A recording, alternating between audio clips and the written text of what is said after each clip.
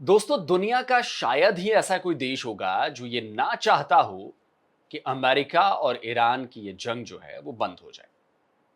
शायद ही कोई ऐसा देश होगा जो ये ना चाहता हो कि स्ट्रेट ऑफ हॉर्मूज खुल जाए। लेकिन पाकिस्तान इसे लेकर बहुत ज्यादा परेशान है, बहुत ज्यादा बेसब्र है। पाकिस्तान ईरान और अमेरिका के बीच मध्यस्थ बना हुआ है, लेकिन कोई डील नहीं हो पा रही है।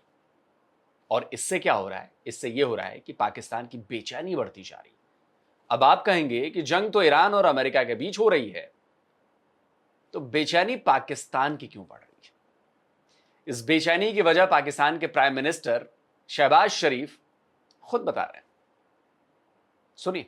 जंग से पहले हमारा एक हफ्ते का बिल $300 मिलियन था, तो आज वो $800 मिलियन में पहुंच गया है। तो मियां शहबाज शरीफ किस बिल की बात कर रहे हैं? कौन सा खर्च पाकिस्तान का बढ़ गया है जिसका रोना पाकिस्तान के प्राइम मिनिस्टर अपनी कैबिनेट मीटिंग में रो रहे हैं? असल में दोस्तों, Pakistani prime minister oil bill की बात कर रहे हैं। ऑयल बिल यानी पाकिस्तान के ऑयल इंपोर्ट का बिल। जंग शुरू होने से पहले पाकिस्तान का वीकली यानी हर हफ्ते जो ऑयल इंपोर्ट होता था उसका बिल $300 मिलियन था, जो अब बढ़कर $800 मिलियन तक पहुंच चुका है। यानी सीधे सीधे $500 मिलियन हर हफ्ते का इजाफा। इसका मतलब यह भी हुआ कि मार्च और अप्रैल के इन 8 हफ्तों में पाकिस्तान को $4 बिलियन की चपत लग चुकी है। और यह चपत दोस्तों पाकिस्तान की इकोनॉमी के लिए सुनामी की तरह साबित हो रही है। असल में पाकिस्तान अपनी एनर्जी नीड का करीब 80% इंपोर्ट करता है। इसमें क्रूड ऑयल और रिफाइंड ऑयल दोनों ही। पाकिस्तान का डेली पेट्रोलियम ऑयल कंजम्पशन जो है वो 50 से 70 मिलियन लीटर के बीच है। अगर 75 मिलियन लीटर हर हफ्ते की खपत के हिसाब से जोड़ा जाए तो पाकिस्तान को कम से कम हर हफ्ते 525 मिलियन लीटर तेल की जरूरत पड़ती है। अब इसका 80% हिस्सा पाकिस्तान इंपोर्ट करता है। मार्च में उसे सऊदी अरब, यूएई से तेल के शिपमेंट मिले, लेकिन अब वो भी रुके हुए हैं। तेल तो थोड़ा बहुत पाकिस्तान को मिल भी गया, लेकिन कतर से एलएनजी की सप्लाई पूरी तरह से बंद हो गई। पाकिस्तान को हर महीने 400 MMCFD यानी million cubic feet per day LNG की जरूरत पड़ती है। पिछले महीने उसे केवल एक एलएनजी का शिपमेंट मिला था और इस महीने मामला पूरी तरह से खाली। हालत यह है कि 2 साल बाद उसे एक बार फिर से स्पॉट मार्केट से एलएनजी खरीदनी पड़ रही है। इधर स्ट्रेट ऑफ हॉर्मूज के बंद होने और लड़ाई के फिर से शुरू होने की अनिश्चितता ने तेल की कीमतों में आग लगा दी है। 30 अप्रैल को क्रूड ऑयल 2022 के बाद अब तक के सबसे उच्चतम स्कोर पर पहुंच चुका है। क्रूड ऑयल के दाम $126 पर बैरल हो गए हैं। ईरान पर हमले से पहले क्रूड ऑयल करीब $70 पर बैरल था। यानी क्रूड ऑयल के दाम में सीधे सीधे $56 पर बैरल की बढ़ोतरी हो चुकी है। और यह बढ़ोतरी पाकिस्तान पर बहुत ज्यादा भारी पड़ रही है। इसी वजह से पाकिस्तान का ऑयल एनर्जी कॉस्ट 167% तक बढ़ गया है और पाकिस्तानी प्राइम मिनिस्टर इसी के लिए टेसुए बहा रहे हैं। शहबाज शरीफ को गम यह भी है कि इस लड़ाई की वजह से पाकिस्तान की ग्रोथ रेट रुक गई। सुनिए क्या कहा है शहबाज ने अपनी कैबिनेट मीटिंग में।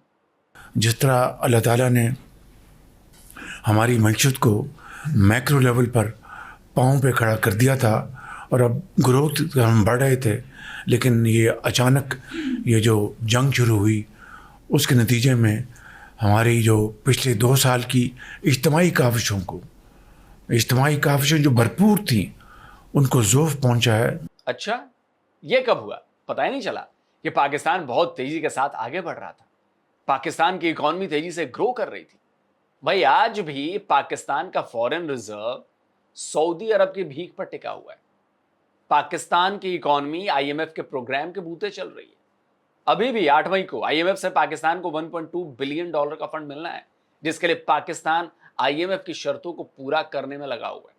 और पाकिस्तानी पीएम कह रहे हैं कि इकोनॉमी बहुत बढ़िया चल रही थी। अगर भीख मांग मांग कर गुजारा करने को पाकिस्तान अच्छी इकोनॉमी मानते हैं तो फिर इससे बढ़िया बात कोई और हो नहीं सकती पाकिस्तान। लेकिन असल बवाल तो अभी होना बाकी है। हर हफ्ते शुक्रवार को तेल के नए दाम तय किए जाते हैं।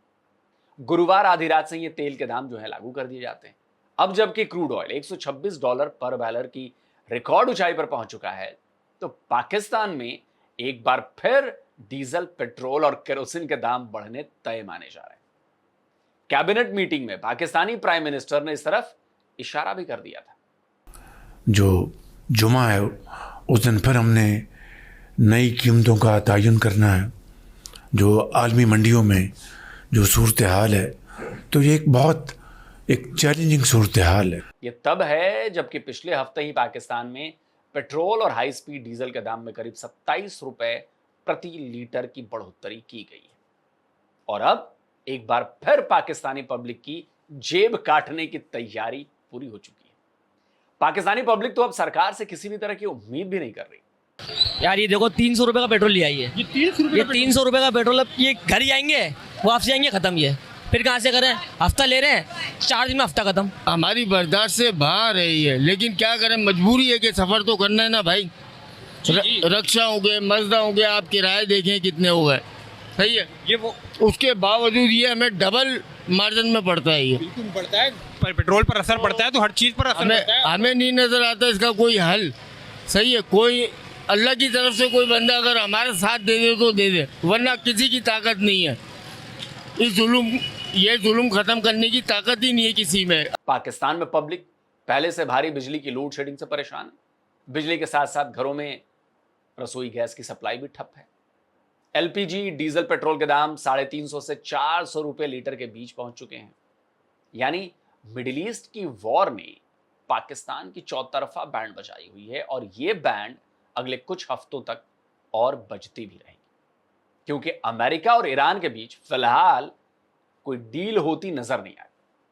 दोस्तों, आप क्या कहते हैं पाकिस्तान की इस बेचैनी पर, पाकिस्तान के इस बवाल पर? कमेंट करिए, अपनी राय दीजिए। इस वीडियो को लाइक करिए, शेयर करिए, और जिन दोस्तों ने अभी तक डिफेंस डिटेक्टिव को सब्सक्राइब नहीं किया तो चैनल को सब्सक्राइब करें, साथ में बेल आइकन प्रेस करें, और हाँ, ऑल नोटिफिकेशन ऑन करना मत भूलिएगा, ताकि हमारे द्वारा अपलोड किए जा रहे हर वीडियो की जानकारी आप तक पहुंचती रहे। जल्दी मिलता हूं एक और नए वीडियो के साथ। नमस्कार, जय हिंद।